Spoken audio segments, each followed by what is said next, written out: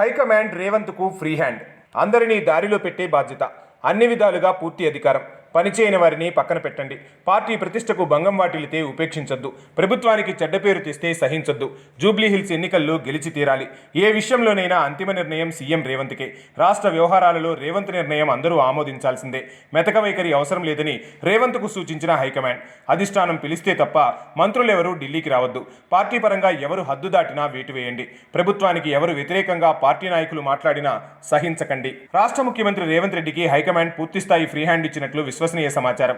ఇకపై పాలన అంటే ఎలా ఉంటుందో, రేవంత్ రెడ్డి పవర్ ఎలా ఉంటుందో తెలిసే సమయం వచ్చిందని కూడా అనుకుంటున్నారు. ఇంతకాలం ఆయనకు పూర్తి స్థాయిలో వెసులుబాటు లేదన్నది కొంతవరకు సత్యం. కానీ ఇటీవల ఆయనపై అనేక రకాల వార్తలు వినిపిస్తున్న నేపథ్యంలో హైకమాండ్ కూడా స్పందించినట్లు తెలుస్తుంది.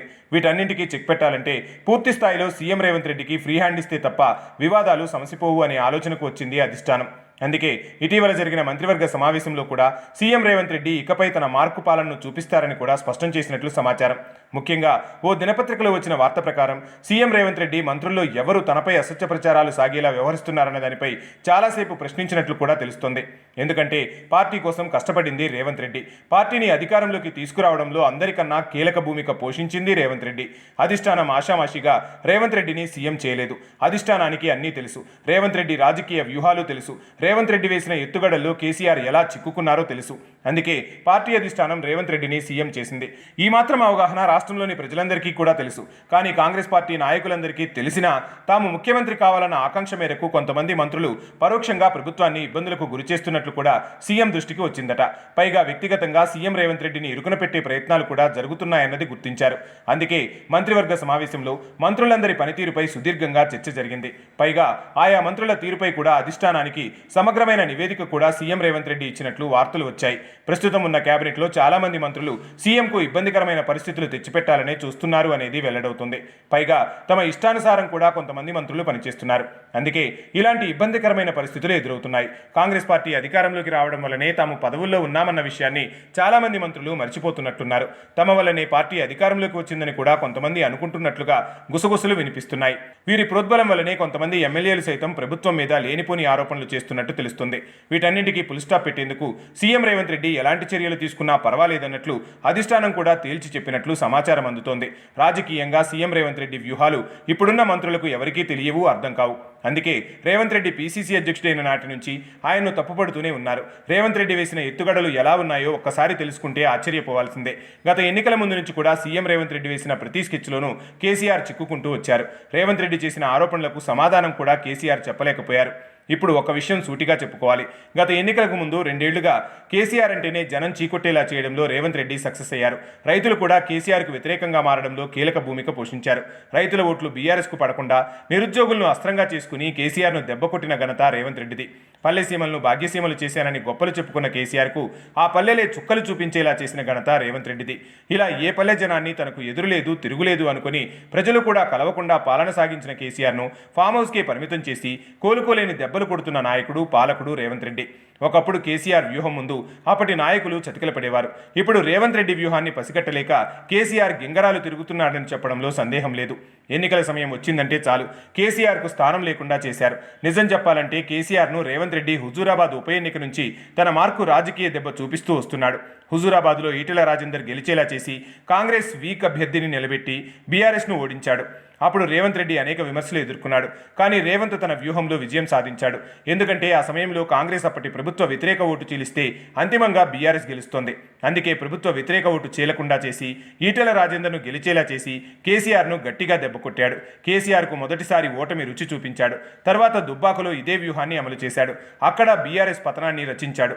ఆ తర్వాత వచ్చిన సార్వత్రిక ఎన్నికల్లో బీఆర్ఎస్ ఓటమిని రేవంత్ రెడ్డి శాసించాడు. విజయం సాధించాడు. సీఎం అయ్యాడు. అందుకు ముందుగా అమలు చేసిన స్కెచ్ ఇప్పటికీ రేవంత్ రెడ్డి అమలు చేస్తున్నాడు. కానీ కేసీఆర్ అదే ఉచ్చులో పదే పదే చిక్కుకుంటున్నాడు. దమ్ముంటే సిట్టింగ్ ఎమ్మెల్యేలకి టికెట్ ఇచ్చి గెలిపించుకో అంటూ రేవంత్ రెడ్డి చేసిన సవాల్ను స్వీకరించి గత ఎన్నికల్లో ఓడిపోతారని తెలిసినా అదే ఎమ్మెల్యేలకు కేసీఆర్ టికెట్లు ఇచ్చి ఓటమిని తానే కొని తెచ్చుకునేలా చేశాడు. కొంతమంది ఎమ్మెల్యేలను మార్చకపోతే పార్టీ ఓడిపోతుందని ఎంతోమంది సీనియర్లు కేసీఆర్కు చెప్పినా వినలేదు. రేవంత్ రెడ్డి పన్నిన పద్మవ్యూహంలో చిక్కుకున్నాడు. పార్టీని ఓటమికి కేసీఆరే కారకుడయ్యాడు. ఇప్పుడు కూడా అదే వ్యూహాన్ని అమలు చేసినా కేసీఆర్ పసిగట్టలేకపోతున్నాడు. రేవంత్ రెడ్డి మళ్లీ అదే దారిలో వెళ్తున్నాడని తెలిసినా కేసీఆర్ చేతులెత్తేసే రాజకీయమే చేస్తూ వస్తున్నారు. సరిగ్గా ఎమ్మెల్సీ ఎన్నికల్లోనూ ఇదే ఫార్ములా రేవంత్ రెడ్డి అనుసరించినా ఇప్పటికీ కేసీఆర్ పసిగట్టలేకపోయారు. లేక తెలిసే వదిలేస్తున్నారా?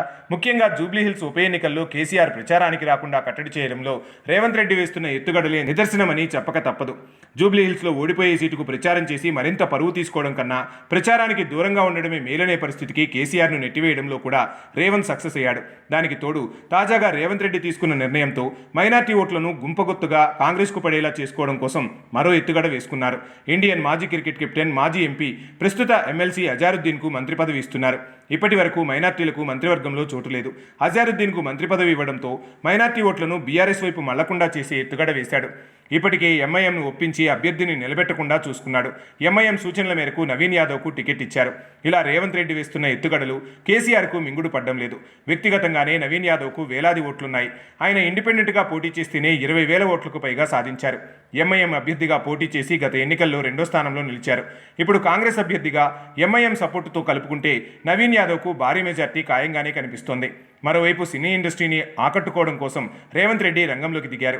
ఇలాంటి వ్యూహాలు ఏనాడు సీనియర్లైన నాయకులు ఎవరూ అమలు చేయలేదు. గుడ్డిగా కేసీఆర్ వేసిన ఎత్తుల్లో చిక్కుకున్నారు. కానీ రేవంత్ రెడ్డి వేసే ఎత్తులు అర్థం కాక బీఆర్ఎస్ కూడా చతికిల పడిపోతుంది. అలాంటి సీఎం రేవంత్ రెడ్డిని పదవి నుంచి దించే కుట్రలకు ఎంతమంది తెరతీసినా వాటిని పటాపంచలు చేయగల రాజకీయ యుక్తి, శక్తి రేవంత్ రెడ్డి సొంతం. పార్టీ కోసం ఆయన పడిన శ్రమ, అధికారంలోకి తెచ్చేందుకు ఆయన పడిన కష్టం సున్నితంగా వదిలేసుకుంటారని ఎవరూ అనుకోవడం లేదు. ఇకపై సీనియర్ మంత్రులైనా ఇతర నాయకులైనా సరే ఉపేక్షించేందుకు సీఎం సిద్ధంగా లేరు. ఏమాత్రం మంత్రులు సరిగ్గా పనిచేయకపోయినా తప్పించడం ఖాయంగానే కనిపిస్తోంది. పైగా ప్రభుత్వం వచ్చి 2 ఏళ్లు కావస్తోంది. మంత్రివర్గ కూర్పు, మార్పు కూడా తప్పదని తెలుస్తోంది. అదంతా పార్టీ అధిష్టానం పూర్తిగా సీఎం రేవంత్ రెడ్డి చేతుల్లోనే పెట్టినట్టు తెలుస్తోంది.